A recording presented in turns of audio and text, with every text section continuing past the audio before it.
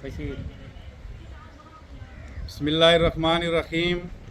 आज सिंध अलायंस के मरकज़ी अगवान की अपील पर पूरे तालके के अंदर बशमूल पूरा सिंध आज सरपा एहतजाज है और तमाम इदारों की तालाबंदी है।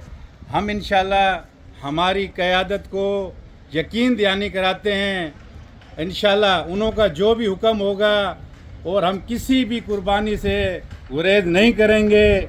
सिंध गवर्नमेंट जो मुलाजमीन के हक़ पे जो डाका डाल रही है, हम उन्हें डाका नहीं डालने देंगे। और मैं आज इस 23 तारीख के दिन ये सब मुलाजमीन जो सिंध गवर्नमेंट के मुलाजमीन हैं, एरीगेशन के हैं, हेल्थ के हैं, रेवेन्यू के हैं, पुलिस के हैं, जितने भी सिंध गवर्नमेंट के मुलाजमीन हैं, ये खाली मास्टरों का मसला नहीं है, तमाम सिंध मुलाजमीन का मसला है।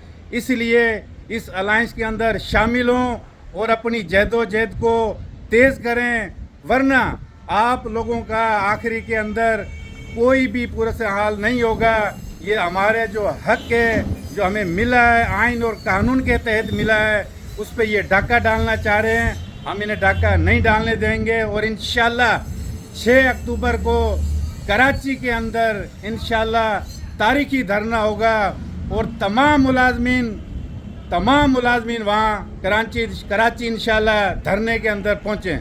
जीना होगा मरना होगा, धरना होगा, धरना होगा, जीना होगा मरना होगा, धरना होगा, धरना हमारे होगा। जायज मुतालबात मंजूर करें, हमारे जायज मुतालबात मंजूर करें।